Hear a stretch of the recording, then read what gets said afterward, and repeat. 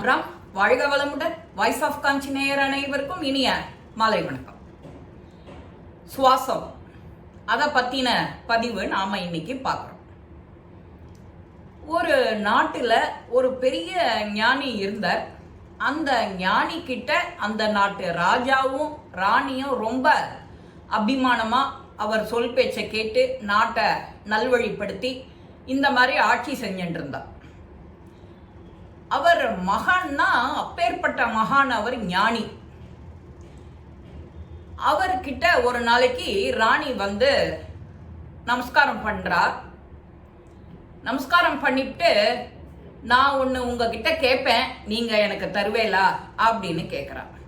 பேஷா, நீ என்ன வேணுமோ கேளு, என்னால நிச்சயம் முடிஞ்சது அப்படின்னா நான் கொடுக்குறேன் அப்படிங்கிறார். சரி, ஓகே அப்படின்னுட்டு இவ என்ன கேட்குறா, நீங்க இத்தனை நாளா பிக்ஷாவந்தனம் பண்ணி சாப்பிட்றேல ஒரு திருவோடு, அதை என்கிட்ட கொடுங்கோ. உங்களுடைய சுவாசம், எண்ணம், அது எல்லாம் அவ்வளவு தூய்மையானது.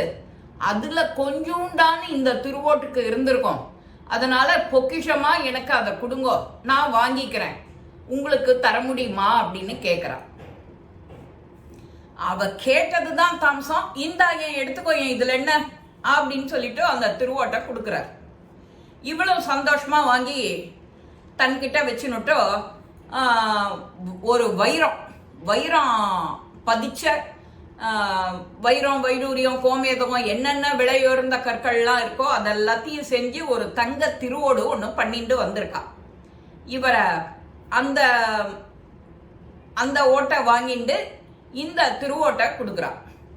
இதை நீங்க வச்சுக்கிண்டு பண்ணுங்கோ, இது உங்களுக்கு, நீங்க எதையுமே அனுபவிச்சதில்லை, இது வச்சுக்கோங்க, இது என்னுடைய மகிழ்ச்சிக்காக, இது என்னுடைய எண்ணம் அப்படிங்கிறார்.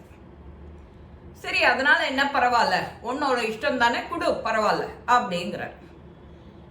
இவர் வழக்கம் போல அவருக்கு அந்த திருவோடு 2 காஷாயம், அது மட்டும்தான். இதை எடுத்துட்டு இப்படி ஊர் ஊரா போவார், யாத்திரிகம் பண்ணுவார், கோவில் கோவிலா போவார், மடம் மடமா போவார். அங்க இருக்கிற ஜனங்களுக்கு ஒரு நல்ல கதையை சொல்லிட்டு இது பண்ணுவார். அங்க என்ன கொடுக்குறாளோ, பிக்ஷாவா கொடுக்குறாளோ அதை எடுத்து வச்சுட்டு சாப்பிடுவார். இத அந்த தங்கத்தாலான வைர வைடூரியன்னா தக தக தக தகன்னு மினுக்கிறது. இத வந்து எப்படியோ ஒரு திருடன் இதை நோட்டீஸ் பண்ணிட்டான். இவரு ஒரு யோகி ஞானிங்கிறா உலகத்துல. ஆனா இவருக்கு எதுக்கு தங்க திருவோடு? இவர்கிட்ட இருந்து நாம இதை எடுத்துடணும், சுட்டுடணும் அப்படின்னா அவன் பார்க்கறான். அதோட இல்ல, அவர் வந்து ஒரு கோவில்ல இந்த பிக்ஷாவந்தனம் அன்னைக்கு பிக்ஷை எடுத்து சாப்பிட்டுட்டு அந்த திருவோட்டை அப்படி தூக்கி விட்டு எரிஞ்சு வச்சிருக்காரு ஒரு மூலையில. தான் படுத்துக்க போறார். படுத்துக்கிறதும் சீக்கிரமா படுத்துன்றுவர். அந்த திருடன் இவரை ஃபாலோ பண்ணிட்டே வந்து இந்த கோவில் மடத்து வாசல்ல நிக்கிறான். இதை இவர் நோட்டீஸ் பண்ணிட்டார். நம்மள திருடன் ஒருத்தன் ஃபாலோ பண்ணிட்டே இருக்கான் அப்படின்னு சொல்லிட்டு அந்த திருடன் இதை திருடுறதுக்கு தான் வரான். நாமளும் சீக்கிரம் தூங்கிடுவோம்.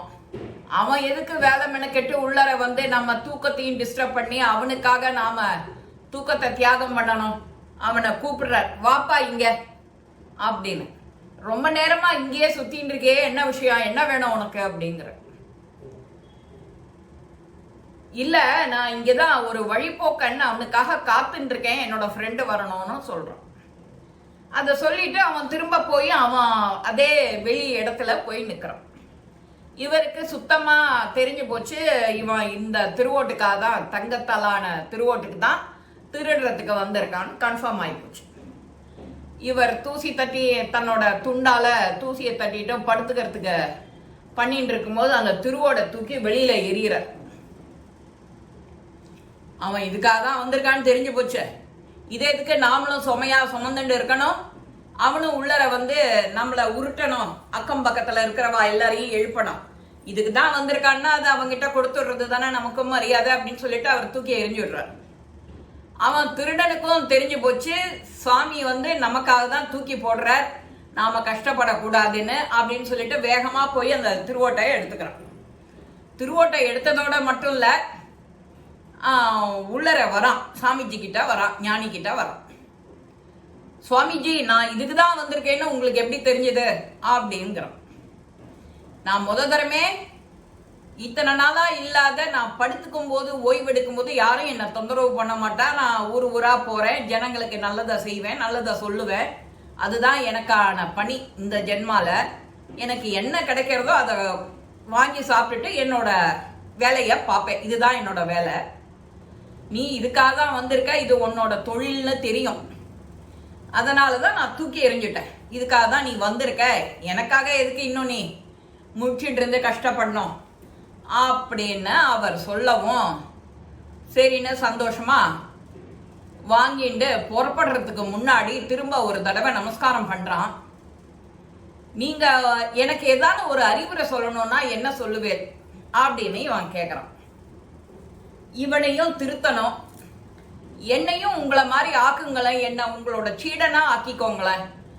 அதெல்லாம் வரணும்னா நீ நான் சொல்றத கேட்கணும். சரி கேட்குறேன், என்னன்னு சொல்லுங்க, நான் ரொம்ப திருடனாச்சே அப்படிங்கிறார். நீ எப்போதும் போல திருடனாவே இரு. நீ எப்பப்போ திருட போறியோ, உன்னோட வேலையில முழுமையா கவனமா இருக்கியோ, அந்த நேரம் மட்டும் உன்னோட சுவாசத்தை கவனி அப்படிங்கிறார். இந்த சுவாசம் உள்ளர ஒரு தடவை இழுக்கிறோம், இன்னொரு அடுத்த மூக்குல விடுறோம் இல்லையா, அந்த சுவாசத்தை கவனி அப்படிங்கிற. இவ்வளவு சிம்பிளா சொல்றாரு, நாமளும் ஞானி ஆயிடலாமே அப்படின்னு நினைச்சிட்டு ரொம்ப சந்தோஷமா அந்த திருவோட்டை தூக்கிண்டே போறான். போயிட்டு ஒரு 15 நாள் இருக்கும், திரும்ப வந்துடுறோம். ஆனா அவன் செய்யற வேலையும் போது இவர் என்ன சொன்னாரோ அதை மட்டுமே கேட்டான். அவன் எப்பப்போ திருட போறானோ அப்பப்போ அந்த மூச்சு சுவாசத்தை கவனிக்கிறான். இந்த மூச்சு இந்த மூக்குல இருந்து இழுக்கிறோம், இந்த மூக்குல விடுறோம் அப்படின்னு அதை கவனிக்க கவனிக்க கவனிக்க அவனோட மனசு எண்ணம் எல்லாம் பண்பட்டு போயிடும். ஓடி சுவாமிஜி காலில் விழறான், ஞானி காலில் விழறான். நீங்க சொன்னது 100க்கு 100 உண்மை.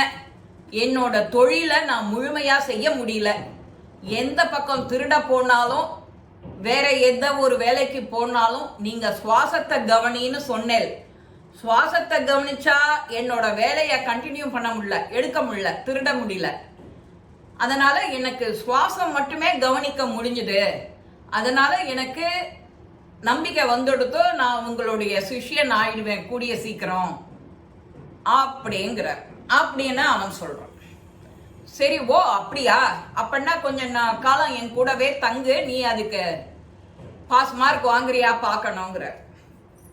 இவன் சொன்னது போலவே நடந்துக்கிறான். இவர் சொன்ன வேலையிலெல்லாம் கவனமா இருக்கான். தன்னுடைய சுவாசத்தை எப்பப்ப கவனிக்கணுமோ அதை கவனிச்சு இவருக்கு கணக்கு வேற கொடுக்குறான். இந்த சமயம் இந்த வேலையில இருந்தேன், அந்த வேலையை முடிச்சுட்டு திரும்ப சுவாசத்தை கவனிச்சேன். அப்ப நாம சொல்றத அப்படியே அவன் கேட்கறான். இவன் தான் உண்மையான சீடன்னு அவனை சீடன் ஆக்கிக்கிறார். நாம எந்த ஒரு பொருள் மீதும் ஆசைப்படுறோம், இது வேணும், ஆஹா இந்த நகை போட்டுண்டா நன்னா இருக்கும்னு நினைக்கிறோம், இந்த புடவை கட்டிண்டா நன்னா இருக்குன்னு நினைக்கிறோம். அது நமக்கு நன்னா இருக்குமா அப்படின்னு யாரும் யோசிக்கிறது இல்லை. கலர் அழகா இருக்கா, நன்னா பட்டுல நல்ல பட்டுல செஞ்சது தானா, அதுல இன்னும் ஏதானு நாம புதுமை பண்ணலாமா அப்படின்னு பார்த்து நாமளே டிசைன் எல்லாம் கொடுக்குறோம். இப்ப என்னெல்லாமோ மார்க்கெட்ல போச்சு. அந்த மாதிரி அவாவா எண்ணங்கள் கிரியேட்டிவிட்டிக்கு நிறைய மதிப்பு கொடுக்கறா. இப்போ அதுக்கு தகுந்த மாதிரி மார்க்கெட்ல ஓடிட்டு இருக்கேன், நாமளும் அதை வாங்கின்றோம். நமக்கு நன்னா இருக்குமா அப்படின்னு யாரான்னு யோசிச்சு வாங்குறோமா? ஏதாவது ஒரு பொருள் ரொம்ப அழகா இருக்குன்னா வாங்கிடுறோம். அது நமக்கு உபயோகமா இருக்கா யாரும் நினைக்கிறது இல்லை. அந்த மாதிரிதான் அந்த ஞானி சொன்னதை அந்த சீடன் ரொம்ப பர்ஃபெக்டா உன்னிப்பா கவனிச்சு கேட்டு நடந்ததுனால அவனுக்கு சீடனார தகுதி இருந்தது. நாம உண்மையான பக்தன் அப்படின்னா நாம செய்யறது குருவுக்கு. குரு இல்லாதவன் அனாதைன்னு சொல்லியிருக்கேன். அந்த குரு சொல்றத 2 நிமிஷம் சிவநாமா, 2 நிமிஷம் ராமநாமா, இது சொன்னா போறோம். இந்த குருவாரத்துல நமக்கு எப்பவும் நல்லது மட்டுமே நடக்கும். இந்த குரு சிஷ்யன் தொடர்பு ரொம்ப ரொம்ப முக்கியம். அப்பதான் நீ அடுத்த கட்டத்துக்கு போக முடியும், அடுத்த கட்டத்துக்கு. அதனால அவன் தன்னோட சிஷ்யனா ஏத்துக்கிறார். அன்னிலேருந்து அவன் ரொம்ப நல்லவனா ஆயிடுறான். இங்க இருந்து போன அந்த ராணி இளவரசியோ, இவரோட அந்த ஓடு மரத்தால் ஆனது. மரத்தை எல்லாத்தையும் கடக்கிற சக்தி உண்டு அதுக்கு இல்லையா? இவர் செஞ்ச அந்த புண்ணியம் இது எல்லாம் கொஞ்சம் கொஞ்சமா அவளுக்குள்ளற வீட்டுக்குள்ளற அரண்மனைக்குள்ளற எல்லா இடத்துலயும் அதோட வைப்ரேஷன் பாஸ் ஆகுது. அவன் ரொம்ப நன்னா நிம்மதியா சந்தோஷமா இருக்கா, இத அனுபவிக்கிறா. நாமளும் வாழ்க்கையில என்னெல்லாமோ பாக்குறோம். நாம ஒரு நெறிமுறையில வாழணுங்கிறது ரொம்ப முக்கியம். இந்த பதிவு உங்க எல்லாருக்குமே பிடிச்சிருக்கும். லைக் பண்ணுங்க, ஷேர் பண்ணுங்க, பெல் பட்டனை கிளிக் பண்ணுங்க, சப்ஸ்கிரைப் பண்ணுங்க, கமெண்ட்ஸ் பாக்ஸ்ல கமெண்ட்ஸ் போடுங்க. ஸ்ரீ மகாபெரிவா திருவடிகளே சரணம். நல்லதே நடக்கும். ஆனந்தமா இருப்போம் நண்பர்களே. வாழ்க வளமுடன்.